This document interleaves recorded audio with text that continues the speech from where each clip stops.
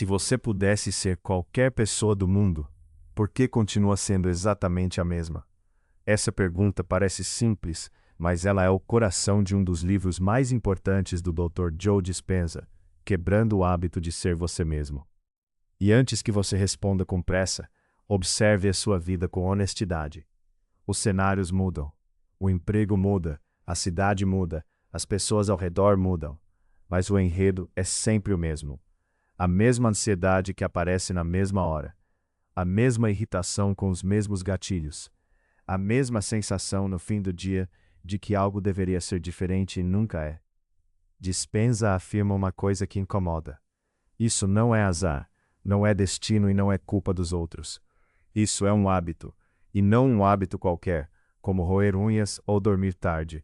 É o maior de todos os hábitos, o hábito de ser você mesmo. Nos próximos minutos, você vai entender como esse hábito foi construído dentro do seu cérebro e do seu corpo, por que ele te puxa de volta toda vez que você tenta mudar, e qual é o processo passo a passo que a neurociência descreve para quebrar esse ciclo e criar uma identidade nova. Não é motivação, é biologia. E quando você entende a biologia da mudança, mudar deixa de ser uma questão de força de vontade e vira uma questão de método. Vamos começar pelo ponto mais desconfortável do livro. Por volta dos 35 anos de idade, diz Dispenza, cerca de 95% de quem você é já virou um conjunto de programas automáticos memorizados. Pense no que isso significa. A forma como você escova os dentes, o caminho que você faz para o trabalho, o jeito como você reage a uma crítica, o tom que você usa quando está magoado, as desculpas que você dá quando algo dá errado. Tudo isso roda sozinho, sem você decidir nada. O corpo aprendeu tão bem a ser você que ele executa o personagem no piloto automático, enquanto a sua mente consciente, aqueles 5% restantes, acredita sinceramente que está no comando. É por isso que decidir mudar quase nunca funciona. Você decide com 5% e tenta vencer um programa que ocupa 95%. É uma disputa desleal, e ela foi instalada de um jeito muito específico. Funciona assim. Todo pensamento que você tem produz uma reação química no cérebro. Quando você pensa algo, o cérebro libera substâncias que fazem você sentir exatamente aquilo que pensou. Se o pensamento é de ameaça, o corpo sente medo. Se o pensamento é de injustiça, o corpo sente raiva. Até aqui, normal. O problema começa no passo seguinte. A forma como você sente passa a influenciar a forma como você pensa. O corpo com medo produz mais pensamentos de ameaça. O corpo com raiva encontra mais motivos de injustiça. Pensamento gera sentimento. Sentimento gera o mesmo pensamento. E esse circuito fechado gira milhares de vezes por dia, ano após ano. Esse ciclo vira aquilo que Dispenza chama de estado de ser. Você não sente mais culpa de vez em quando. Você é uma pessoa culpada. Você não fica ansioso em algumas situações. Você é ansioso. A emoção repetida virou identidade. E o cérebro, que é uma máquina de eficiência, transformou essa identidade em circuitos físicos. Neurônios que dispararam juntos tantas vezes que se conectaram de forma permanente, formando redes prontas que executam você sem esforço nenhum. Mas o livro vai além do cérebro, e é aqui que a coisa fica realmente interessante. Dispenza descreve o corpo como a mente inconsciente. Cada emoção que você sente é um coquetel químico que banha todas as suas células. Quando você vive a mesma emoção durante anos, as células se acostumam com aquela química. Elas se adaptam, criam mais receptores para aquelas substâncias específicas. Na prática, o seu corpo desenvolve necessidade química da emoção que você mais repete. Ele fica, nas palavras do próprio autor, viciado na emoção. E vício exige dose. Se o seu corpo está acostumado com a química da preocupação, e você passa um dia inteiro tranquilo, ele estranha, sente falta, e faz o que qualquer dependente faz. Vai atrás da substância. Ele envia sinais ao cérebro, pedindo pensamentos que produzam preocupação. E o cérebro, obediente, encontra. Uma frase mal interpretada, uma conta que vence semana que vem, uma lembrança de 10 anos atrás. Qualquer coisa serve, porque o objetivo nunca foi o problema. O objetivo era a química. Pare e pense nisso por um instante, porque essa ideia muda tudo. Muitas vezes não é você que está pensando os seus pensamentos. É o seu corpo pedindo a próxima dose. Quero saber uma coisa sobre você. Se você olhar para os seus últimos anos com sinceridade, qual é a emoção que o seu corpo insiste em repetir? Ansiedade, culpa, raiva, insuficiência, medo? Escreve aí nos comentários. Nomear o vício emocional é literalmente o primeiro passo do processo que o Dispenza descreve. E daqui a pouco você vai entender por quê. Agora, se o corpo é viciado no passado, a consequência lógica é dura. Viver no automático é viver no passado. As emoções que rodam em você hoje são registros químicos de experiências antigas. Quando você acorda e sente aquela angústia de sempre, antes mesmo de qualquer coisa acontecer, o seu corpo não está reagindo ao dia de hoje. Está revivendo um arquivo. Biologicamente falando, o seu futuro já começa carimbado com a química de ontem. E é por isso que os dias parecem se repetir. Eles se repetem porque quem os cria é sempre a mesma pessoa, no mesmo estado de ser. E aqui o livro responde à pergunta que você provavelmente já se fez muitas vezes. Por que toda tentativa de mudança fracassa depois de 2 semanas? Porque quase todo mundo tenta mudar apenas o pensamento, sem mudar o estado do corpo. A pessoa repete frases positivas com a mente, enquanto o corpo continua marinado na química do medo. E entre a mente que diz eu consigo, e o corpo que sente eu não consigo, o corpo vence sempre, porque ele é os 95%. Pensar positivo com um corpo viciado em negativo é enxugar gelo. Existe um segundo motivo, ainda mais traiçoeiro: o desconforto do desconhecido. Quando você começa a mudar de verdade, o corpo entra em pane. Ele não recebe mais a química de sempre e dispara alarmes. Aquela inquietação estranha, aquela vontade súbita de desistir, aquela voz interna dizendo isso não é para você. Volte para o que você conhece. Dispenza é direto nesse ponto.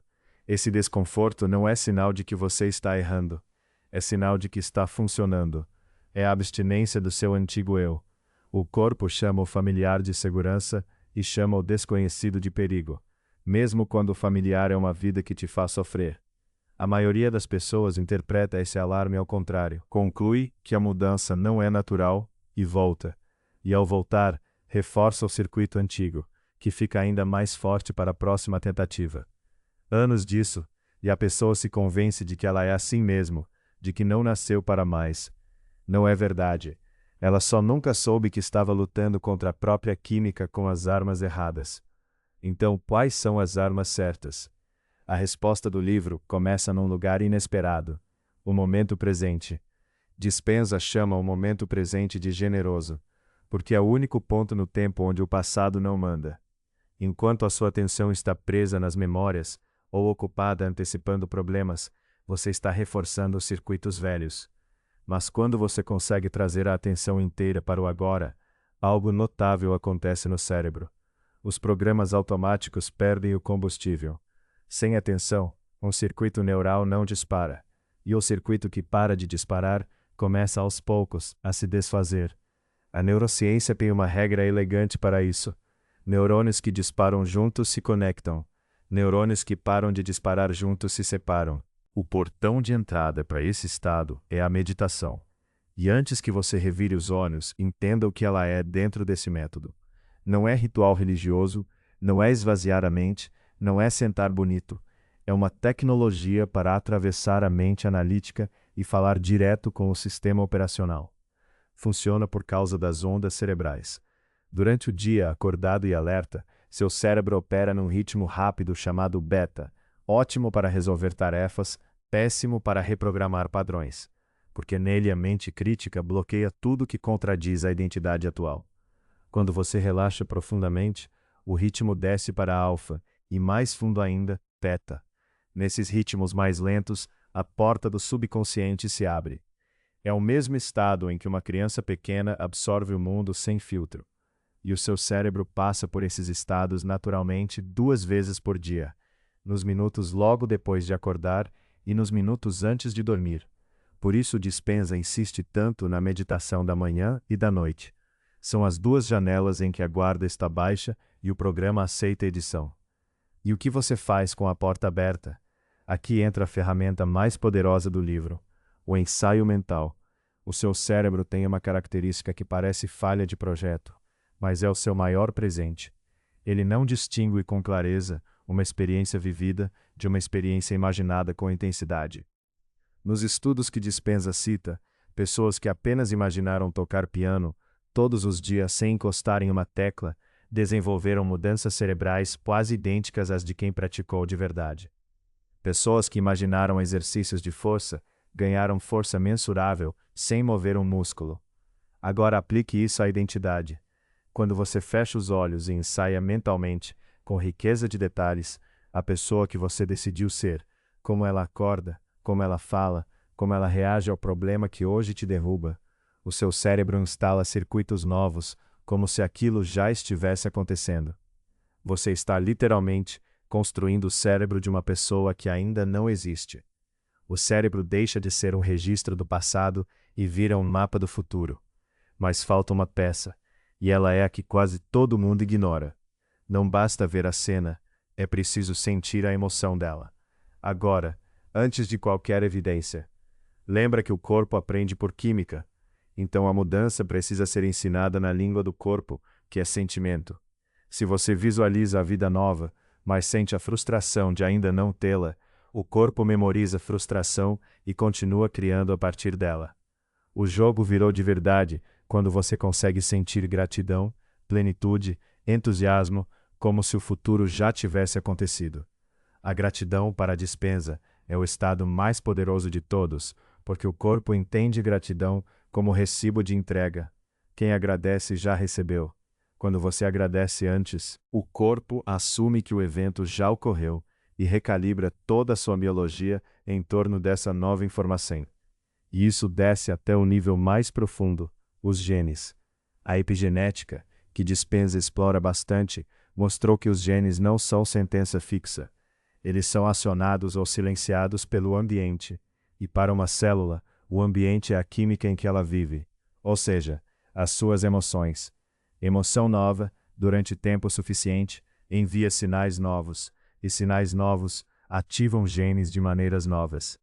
Pensamento elevado, mais emoção elevada, sustentados dia após dia, mudam o corpo por dentro. Não é metáfora, é sinalização celular. Chegou a hora de juntar tudo isso no processo prático, do jeito que o livro estrutura. Primeiro passo, reconhecer. Você não pode editar um programa que não consegue ver. Então observe-se por alguns dias como um cientista observa um experimento. Sem julgamento. Qual pensamento se repete? Qual emoção retorna todo dia sem convite? Como você reage quando é contrariado? Esse padrão que você identificar, esse é o hábito de ser você mesmo. Aquela emoção que eu pedi para você escrever nos comentários lá atrás, é exatamente ela. Você já começou o processo sem perceber. Segundo passo: admitir e declarar. Dispenza pede que você dê nome ao padrão e o reconheça por inteiro, de preferência em voz alta, para si mesmo. Eu tenho vivido em ressentimento. Eu tenho me escondido atrás da ansiedade. Esse momento tem um peso enorme, porque separa você do padrão. Se você consegue observar o ressentimento, então o ressentimento não é você. É um programa rodando em você. E programa se desinstala. Terceiro passo: entregar. Parar de administrar o padrão com a mesma mente que o criou e decidir soltá-lo para algo maior. Para a inteligência que Dispenza descreve operando no campo quântico. Essa dimensão de possibilidades que responde não ao que você quer, mas ao que você é. Você não precisa saber como a mudança vai acontecer. O como não é problema seu. O seu trabalho é o estado de ser. O caminho se organiza a partir dele. Quarto passo: ensaiar e sentir. Todos os santos dias. De manhã, antes do mundo ligar, feche os olhos e pergunte: qual é a maior versão de mim que eu consigo conceber hoje? Ensaie essa pessoa mentalmente. Sinta a emoção dela até o corpo acreditar. À noite, na segunda janela, revise o dia sem culpa e ensaie de novo. E depois, e isso é decisivo, levante da meditação e seja essa pessoa no mundo real. Na fila do banco, no trânsito, na conversa difícil. Porque nenhuma meditação sobrevive a um dia inteiro de comportamento antigo. A prática formal abre o circuito. A vida real solda ele no lugar. Se você chegou até este ponto do vídeo, você não é espectador casual. Então faça o seguinte: escreve nos comentários "Eu decido", seguido da identidade que você vai construir. Eu decido ser próspero. Eu decido ser calmo. Eu decido ser disciplinado. Declarar por escrito, para outras pessoas verem, é exatamente o tipo de ato que o cérebro registra como compromisso, e não como intenção vaga. E prepare-se para o teste, porque ele vem. Em alguns dias de prática, o desconforto vai aparecer. A voz familiar vai sussurrar que isso é bobagem, que você está se enganando, que amanhã você começa de novo. O corpo vai pedir a dose antiga com uma força que vai parecer intuição. Não é intuição, é abstinência. E existe um momento, descrito no livro quase como uma travessia, em que o antigo eu precisa morrer para o novo nascer. Não é morte física, é a morte de uma identidade química. E como toda morte, ela incomoda antes de libertar. Mas do outro lado dessa travessia, existe uma cena que vale tudo. Um dia qualquer, sem aviso, o gatilho de sempre vai aparecer. A crítica, o atraso, a conta, a provocação. E pela primeira vez em décadas, o programa não vai rodar. Vai existir um espaço entre o estímulo e você. E nesse espaço silencioso e enorme, você vai escolher. Nesse instante você vai entender o que Dispenza quis dizer no título do livro. Ser você mesmo era só um hábito. E hábito, qualquer hábito, se quebra. A pergunta que fica não é se você consegue. A biologia já provou que consegue. O cérebro que você tem hoje foi construído por repetição e será reconstruído por repetição. A pergunta é: quantos dias da mesma vida você ainda aceita viver antes de começar? Se este vídeo abriu algo em você, se inscreva no canal e ative o sino, porque aqui no Magnum Mentis, a transformação não é discurso, é ciência aplicada, e os próximos vídeos vão continuar traduzindo as maiores mentes do desenvolvimento humano em ferramentas que você usa no mesmo dia. Amanhã, na mesma hora, tem mais. Até lá, comece. O seu novo eu já está esperando do outro lado da repetição.